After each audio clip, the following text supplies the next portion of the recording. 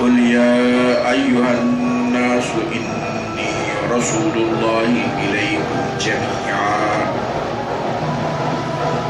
إليكم جميعا الذي له ملك السماوات والأرض لا إله إلا هو يحيي ويميت فآمنوا بالله والرسول النبي الأمي الذي يؤمن بالله وكلماته واتبعوه لعلكم تهتدون ومن قوم موسى أمة يهدون بالحق وبه يعدلون وقطعناهم 12 أسباطا أمما وأوحينا إلى موسى إذ استسقاه قومه أن اضرب بعصاك الحجر فانبجست منه 12 عينا قد علم كل أناس مشربهم وظللنا عليهم الغمام وأنزلنا عليهم المن والسلوى كلوا من طيبات ما رزقناكم وما ظلمونا ولكن كانوا أنفسهم يظلمون وإذ قيل لهم اسكنوا هذه القرية وكلوا منها حيث شئتم وقولوا حطة وادخلوا الباب سجدا نغفر لكم خطيئاتكم سنزيد المحسنين فبدل الذين ظلموا منهم قولا غير الذي قيل لهم فأرسلنا عليهم رجزا من السماء بما كانوا يظلمون واسألهم عن القرية التي كانت حاضرة البحر إذ يعدون في السبت إذ تأتيهم حيتانهم يوم سبتهم شرعا ولا يسبتون ويوم لا يسبتون لا تأتيهم كذلك نبلوهم بما كانوا يفسقون وإذ قالت أمة منهم لم تعظون قوما الله مهلكهم أو معذبهم عذابا شديدا قالوا معذرة إلى ربكم ولعلهم يتقون فلما نسوا ما ذكروا به أنجينا الذين ينهون عن السوء وأخذنا الذين ظلموا بعذاب بئيس بما كانوا يفسقون فلما عتوا عما نهوا عنه قلنا لهم كونوا قردة خاسئين وإذ تأذن ربك ليبعثن عليهم إلى يوم القيامة من يسومهم سوء العذاب إن ربك لسريع العقاب وإنه لغفور رحيم وقطعناهم في الأرض أمما منهم الصالحون ومنهم دون ذلك وبلوناهم بالحسنات والسيئات لعلهم يرجعون فخلف من بعدهم خلف ورثوا الكتاب يأخذون عرض هذا الأدنى ويقولون سيغفر لنا وإن يأتهم عرض مثله يأخذوه ألم يؤخذ عليهم ميثاق الكتاب ألا يقولوا على الله إلا الحق ودرسوا ما فيه والدار الآخرة خير للذين يتقون أفلا تعقلون والذين يمسكون بالكتاب وأقاموا الصلاة إنا لا نضيع أجر المصلحين وإذ نتقنا الجبل فوقهم كأنهم ظلة وظنوا أنه واقع بهم خذوا ما آتيناكم بقوة واذكروا ما فيه لعلكم تتقون صدق اللہ العظیم. سنائی دے رہا ہے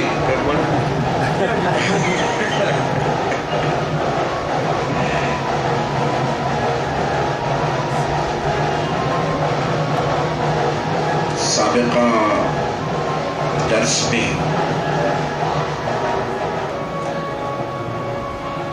نتیجے کے طور پر یہ فرمایا گیا تھا، یہود نے کہا تھا کہ تقویٰ، پرہیزگاری، نماز، زکوٰۃ ہمارے پاس بھی ہے، ہم بھی ادا کرتے ہیں، اور قرآن میں مجید میں ایک دو آیتیں ایسی تھی کہ جو لوگ نماز ادا کرتے ہیں، زکوٰۃ دیتے ہیں، وہ کامیاب ہیں. تو انہوں نے کہا تو یہ تو ہم بھی کرتے ہیں، نماز ہمارے پاس ہے، زکوٰۃ ہمارے پاس ہے، تقویٰ ہمارے پاس ہے، ہم بھی کامیاب ہیں.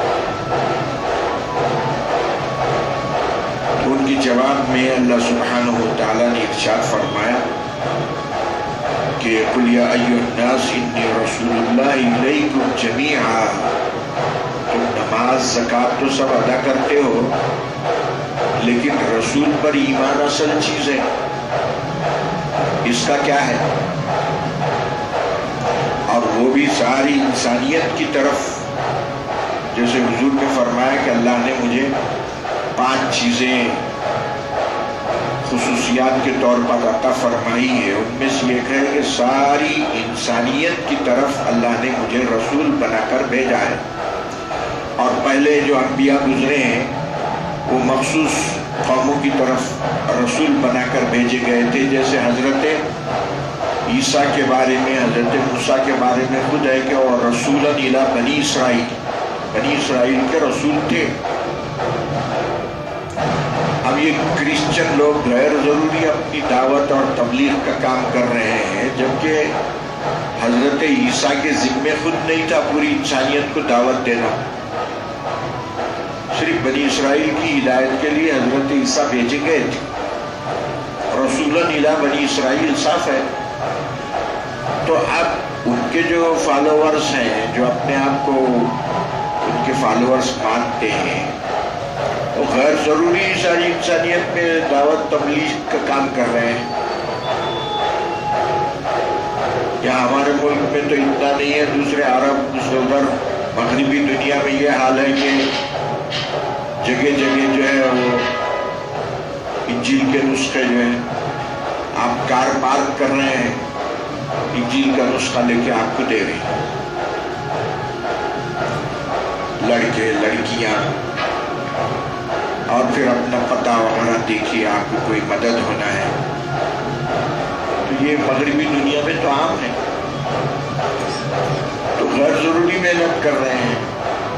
حضرت عیسیٰ کا کام ہی نہیں تھا پوری انسانیت کو نبی بنا دعوت دینا. ادھر کافی ایک تھا بولے تو پھر ادھر بھی شروع ہو. اسی کا سلسلہ ہے شاید یہ. ہاں جی،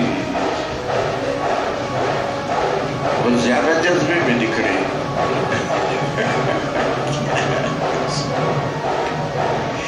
مسلمان نہ قرآن کو سمجھے نہ اسلام کو سمجھے. کیسے مسلمان ہیں ہم لوگ؟ اللہ ہی حافظ. ہمارا بھی قصور ہے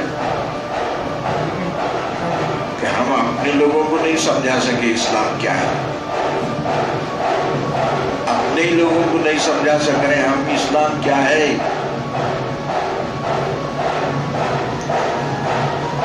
تو فرما رہے کہ یہ جو شرط ہے کہ ساری انسانیت کی طرف اللہ نے مجھے رسول بنا کے بھیجا ہے، تو اب نماز رسول کو مانے بغیر نماز نہیں ہے.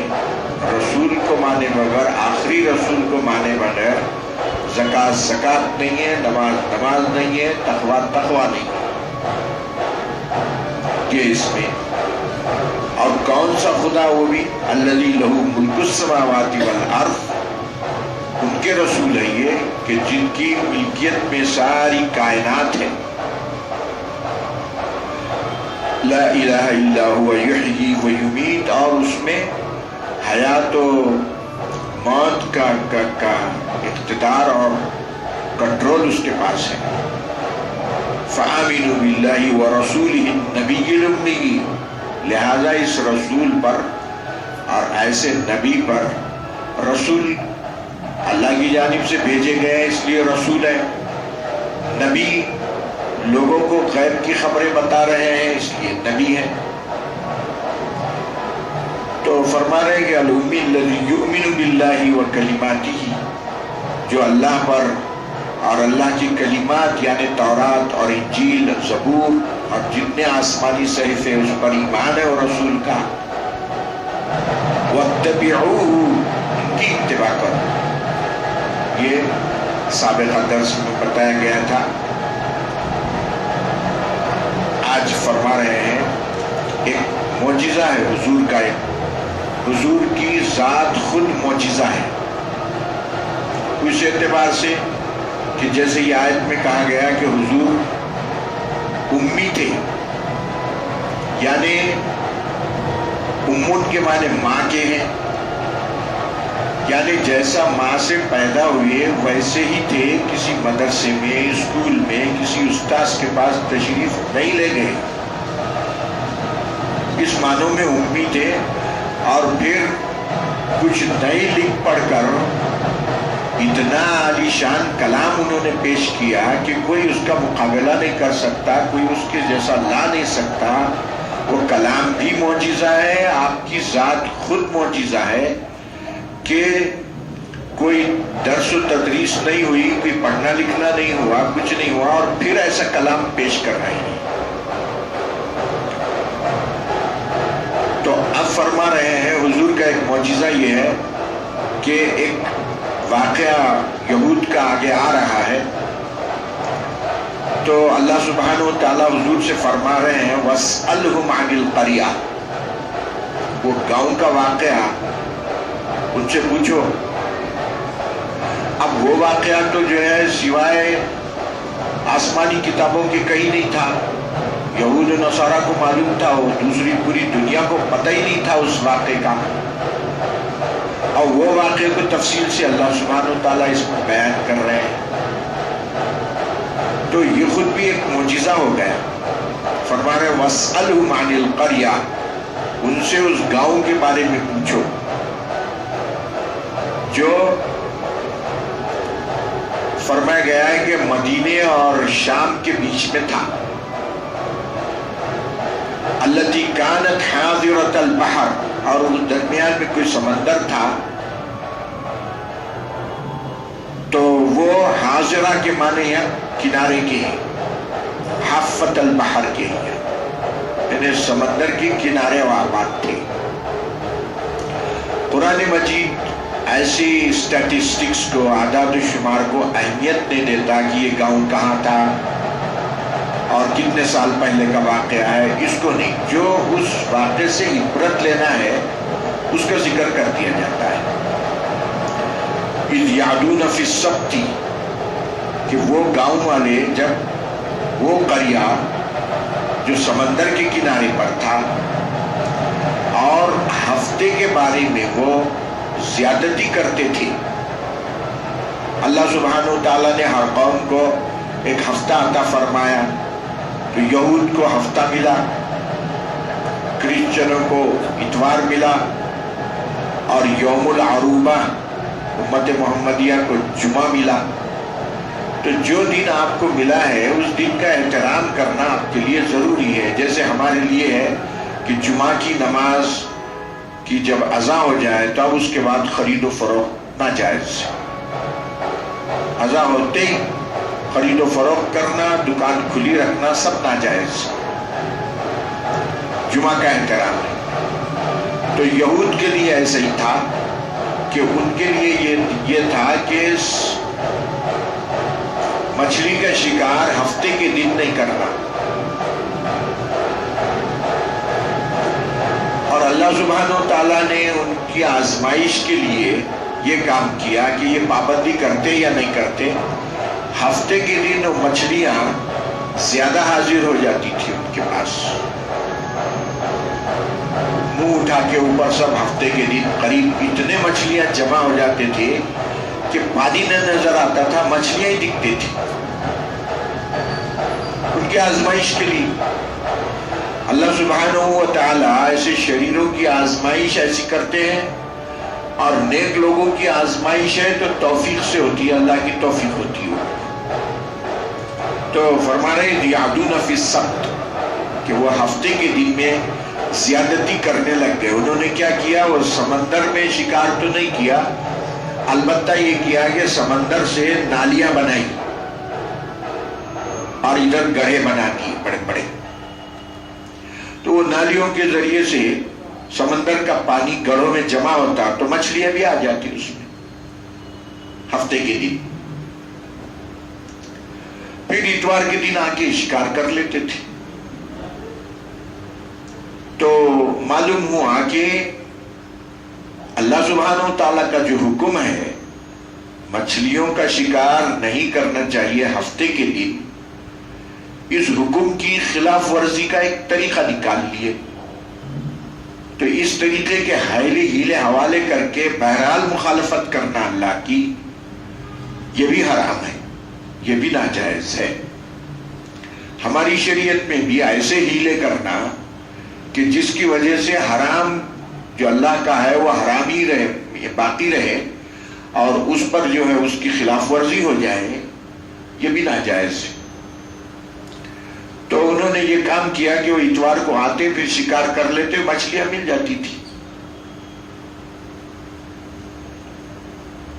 فرما رہے اذ تأتیہم حیتانہم یوم سبتہم، کہ ان کے پاس مچھلیاں آتی تھی ہفتے کے دن، شرعن، اتنے زیادہ مقدار میں آتی کہ وہ چہرے اوپر دکھاتے، شرعن کے معنی.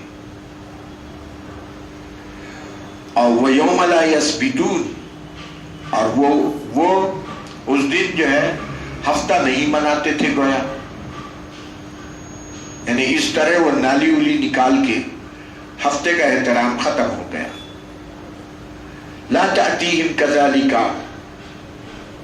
یوم لا یثبتون لا تأتیہم، جس دن وہ ہفتہ نہیں مناتے تو مچھلیاں بھی ان کے پاس نہیں آتی. کذالک نبلوہم، اس طرح ہم نے ان کو، یعنی ہفتے کے دن زیادہ مچھلیوں کا آنا اور پھر دوسرے دنوں میں مچھلیاں بالکل غائب. تو اس طرح ان کے لیے نبلوہم بما کانوا یفسقون، کہ ہم ان کی آزمائش کرتے تھے ان کے فسق و فجور کی ذہن کی وجہ سے، کہ دیکھیں یہ کس طرح پابندی کرتے اللہ کے حکم کی. تو ان میں کے سارے ویسے تو نہیں تھے، کچھ ان میں کے اچھے لوگ بھی تھے. 3 گروپ ہو گئے. ایک گروپ اللہ کے حکم کی نافرمانی کرنے والا، دوسرا گروپ ان کو روکنے والا، تیسرا گروپ خاموش. اس وقت اپنے پاس بھی یہی حال ہے. ایک گروپ اللہ کی نافرمانی کرتے چلے جا رہا ہے، ایک گروپ روک رہا ہے ان کو، تیسرا گروپ خاموشی سادہ ہوا ہے، کچھ مت بولو، کچھ بھی کرنے دو. تو احادیث میں روایت آئی ہے حضرت عبداللہ بن عباس کے بارے میں کہ ان کے ایک صحابی حضرت عبداللہ بن عباس کے پاس آئے تو حضرت عبداللہ بن عباس رو رہے تھے. تو بولے یا ابن رسول اللہ، اے اللہ کے رسول کے چچیرے بھائی، آپ کیوں رو رہے ہیں؟ تو انہوں نے یہ واقعہ سنا ہے کہ بنی اسرائیل میں ایک گاؤں تھا، وہاں کچھ لوگ رہتے تھے اور اللہ سبحانہ تعالیٰ نے ہفتے کے احترام کا حکم دیا تھا، لیکن وہ حکم کی خلاف ورزی کرتے ہوئے 3 گروپ پیدا ہوئے. ایک گروپ تو وہ تھا جو اللہ کی نافرمانی کر کے برابر وہ نالیاں وغیرہ نکال کے بہرحال مچھلیاں حاصل کر رہا تھا، جبکہ اللہ نے مچھلیاں حاصل نہیں کرنے کا ہفتے کے دن حکم دیا تھا، اس کی نافرمانی. دوسرا گروپ ان کو روکنے والا تھا جو چھوٹا سا گروپ تھا، اور تیسرا گروپ خاموش، مفادات متاثر نہ ہو جائیں اپنے. تو حضرت عبداللہ بن عباس فرمانے لگے ان پر جو عذاب آیا اس قوم پہ، تو وہ عذاب کو یاد کر کے حضرت عبداللہ بن عباس کہنے لگے کہ ہم لوگ خاموش رہنے والوں میں سے ہوں گے یا ہمارا کیا حال ہوگا. جن لوگوں نے ان کو روکا اللہ نے ان کی مغفرت کا وعدہ کیا ہے آگے، اور جو لوگ خاموش تھے ان کے بارے میں اللہ بھی خاموش ہے. تو حضرت عبداللہ بن عباس فرمانے لگے کہ ہم خاموش میں ہمارا شمار ہو گیا تو اللہ بھی ہمارے بارے میں خاموش ہو جائے. یہ واقعے کو یاد کر کے وہ رو رہے تھے. تو فرما رہے ہیں وَإِذْ قَالَتْ أُمَّةٌ مِّنْهُمْ لِمَ تَعِظُونَ قَوْمًا اللَّهُ مُهْلِكُهُمْ. تو ایک جماعت نے ان سے کہا وہ روکنے والوں کو کہ ارے ان کو روکنے سے کیا حاصل ہے، وہ رکتے کیا، وہ تو عذاب میں ہلاک ہونے والے ہی ہیں، اب ان کو روکنے سے کیا حاصل ہے. او معذبہم، یا تو اللہ ان کو ہلاک کرے گا یا ان کو عذاب دے گا،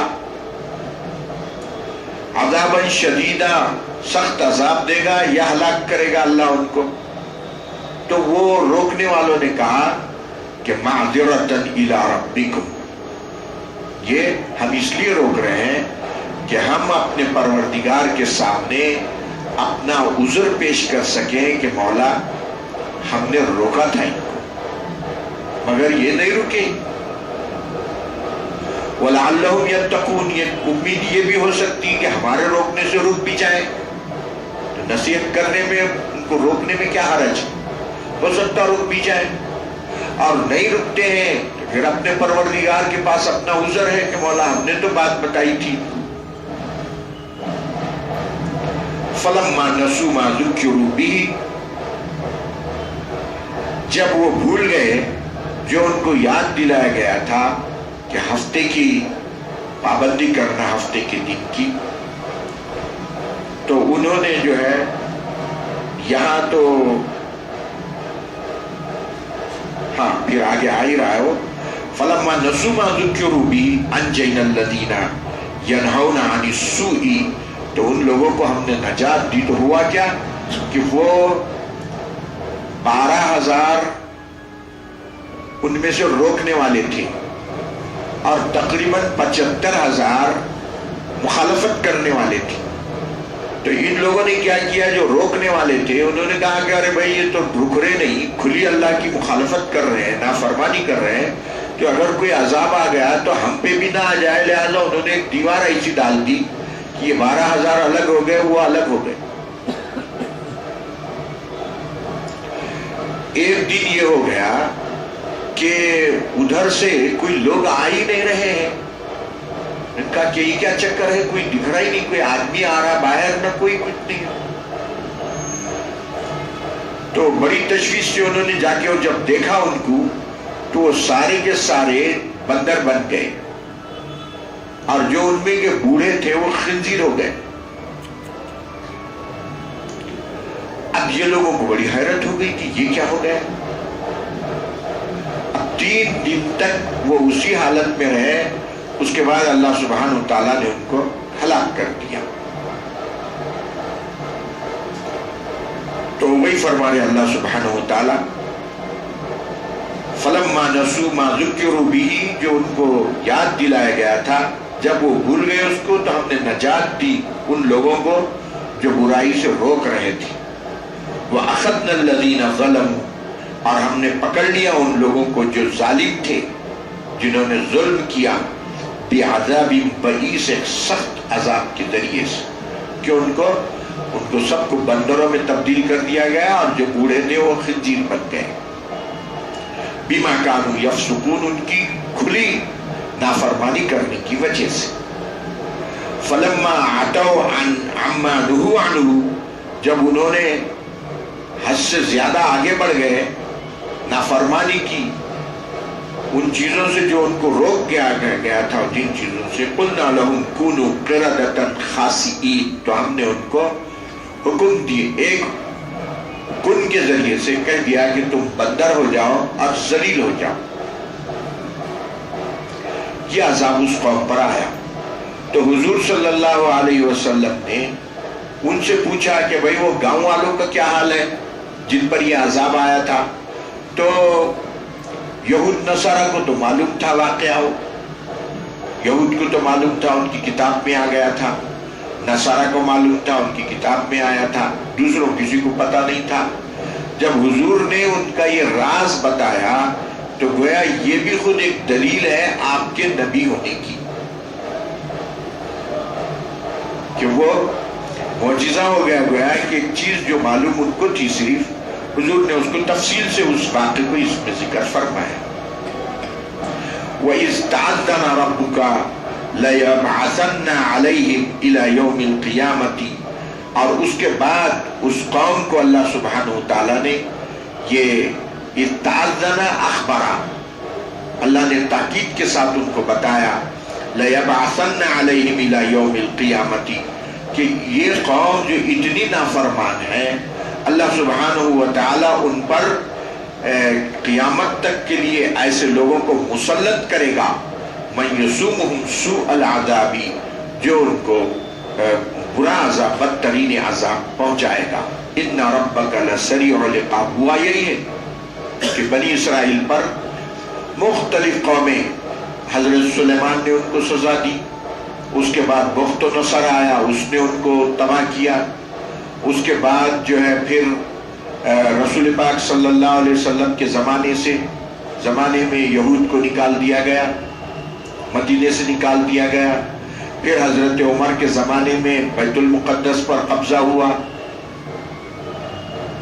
اور اس کے بعد پھر ہٹلر نے، دنیا کی تاریخ ہے وہ تو ہولوکاسٹ، ہٹلر نے لاکھوں یہودیوں کو تباہ کر دیا، ٹرینوں میں ان کو بٹھا کے، اور وہ ٹرینوں کو پورا ویلڈنگ کر کے دروازے بند کر دیے گئے اس کے، اور ان کو پھر اس میں تباہ کر دیا گیا۔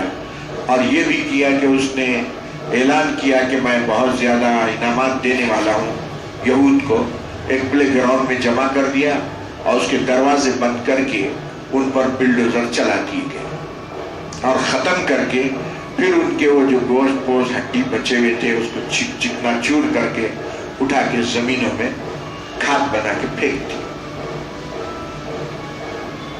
اللہ سبحانہ وتعالیٰ فرما رہے ہیں کہ اللہ مسلط کرے گا ان پر ایسے لوگوں کو جو قیامت، جو ان کو برا عذاب چکاتے رہیں گے۔ ان ربک لسریع العقاب، اللہ سبحانہ وتعالیٰ بہت جلد انتقام لینے والا ہے۔ وَإِنَّهُ لَغَفُورٌ الرحیم، اور پھر کوئی توبہ اللہ کرتا ہے، رجوع ہوتا ہے، تو ویسے لوگوں کو معاف بھی کرنے والا اور رحم کرنے والا ہے۔ اس کے بعد فرما رہے اللہ، یہ عذاب یہ ہو گیا دنیا میں ان کو۔ دوسرا یہ ہے وَقَطَّعْنَاهُمْ فِي الْأَرْضِ أُمَمًا، اور ہم نے پھر یہود کو روئے زمین میں الگ الگ کر دیا، آباد نہیں ہے کہیں آباد نہیں، یہودی کی کوئی آبادی نہیں۔ اس کے برخلاف دیکھیے مسلمانوں کی آبادی الحمدللہ، حالیہ عرصے میں نئے نئے ملک بنے، پاکستان بنا، انڈونیشیا بنا، اور مسلمان بڑی تعداد میں کئی جگہ آباد ہیں۔ تو یہود کا یہ معاملہ ہے کہ وہ مختلف فتح قطعناہم فی الارض، زمین میں ہم نے ان کو منتشر کر دیا، یہاں تھوڑے یہاں تھوڑے یہاں تھوڑے یہاں تھوڑے یہاں تھوڑے،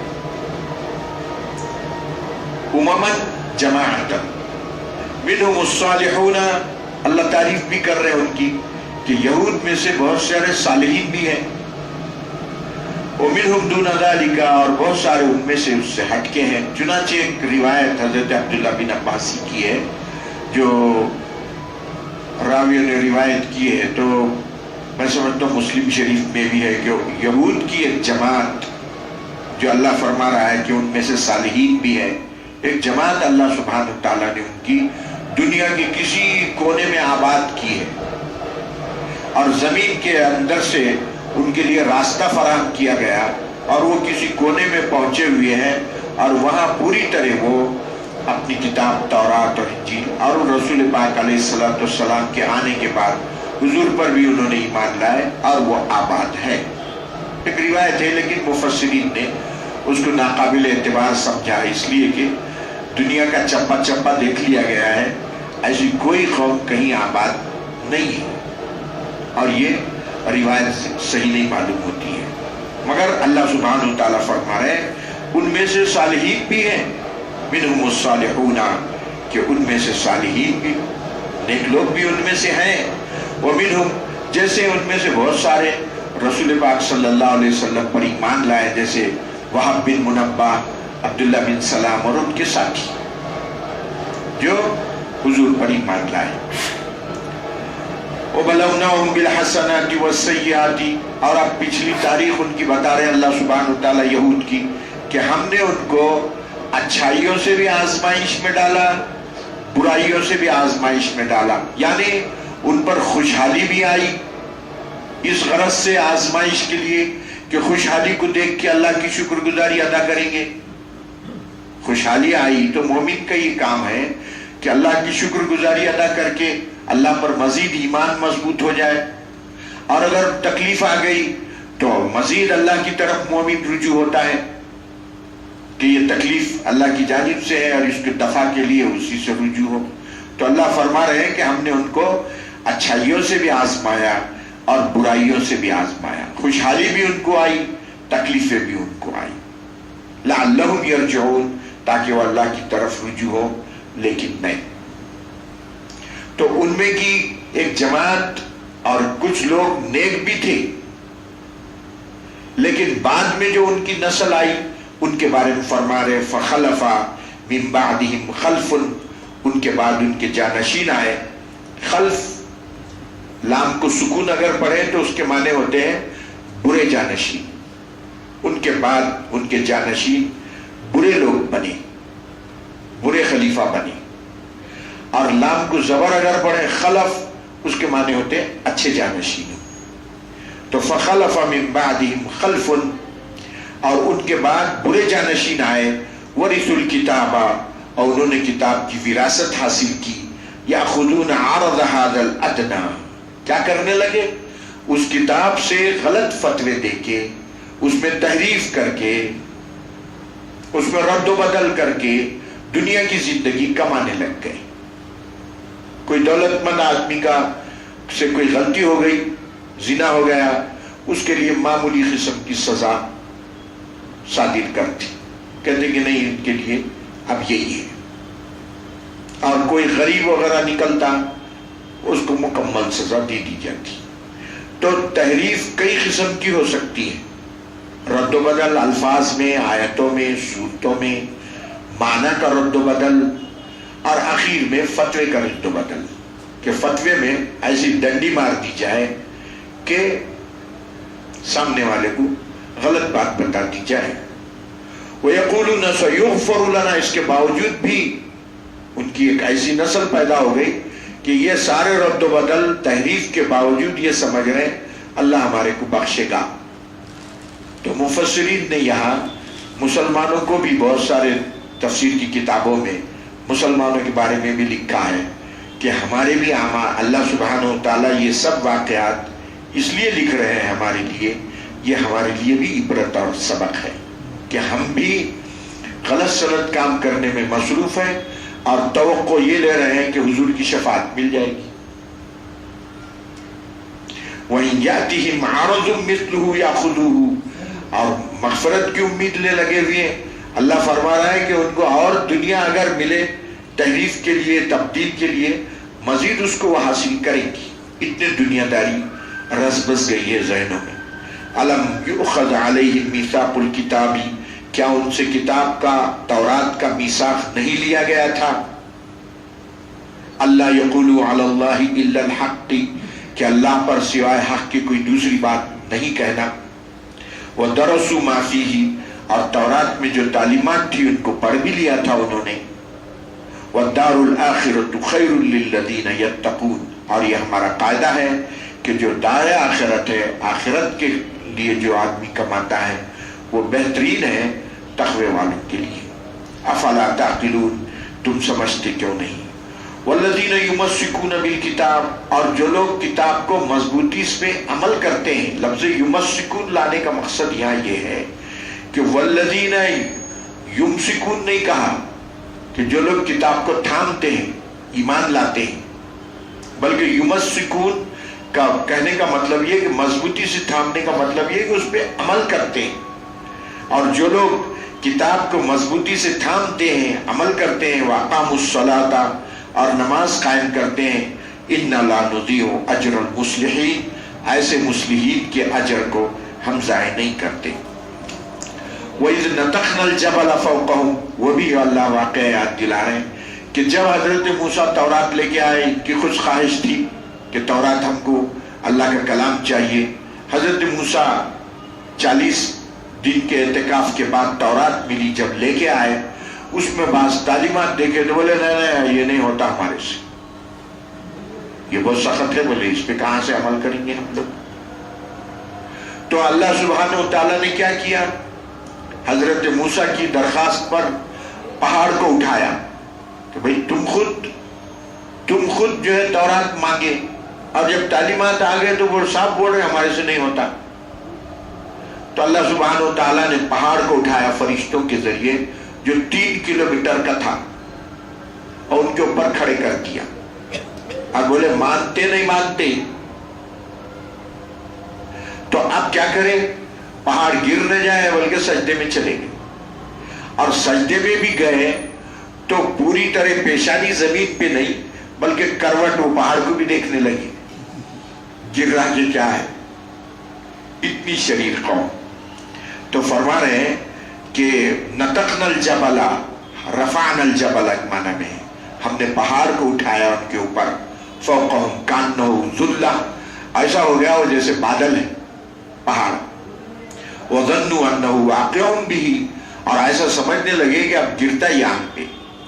خذوا ما آتیناکم بقوہ، ہم نے ان سے کہا کہ یہ لو مضبوطی کے ساتھ جو ہم نے تم کو تورات دی ہے اس کو تھامو، واذکروا ما فیہ لعلکم تتقون، اور اس میں جو کچھ ہے اس کو نصیحت حاصل کرو تاکہ تم میں تقوی پیدا ہو جائے اور تاکہ تم دوزخ سے بچو۔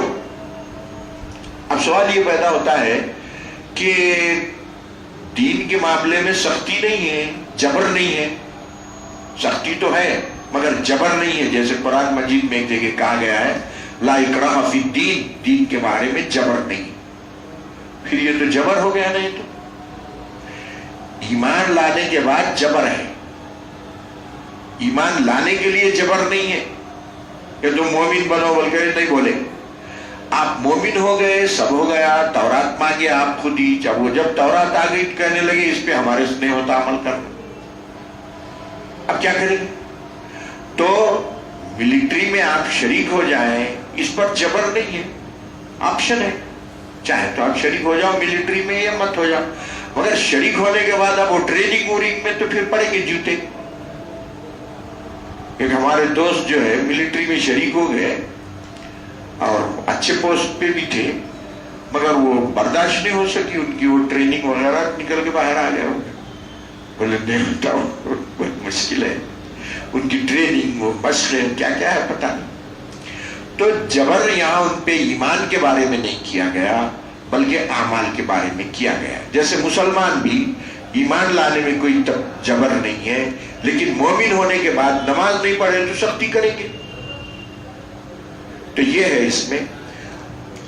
تو فرما رہے ہیں یہ بنی اسرائیل کی اور یہود کی جو خرابیاں تھی، اللہ سبحانہ وتعالیٰ نے ایک ایک کر کے اس میں سب تفصیل سے ہم 4-5 رکوع سے سنتے بھی آ رہے ہیں، پڑھتے بھی دیکھتے بھی آ رہے ہیں، درس لے رہے ہیں، اور ان میں یہ بھی بتایا اللہ نے کہ اس میں سے بعض نیک لوگ بھی ہیں۔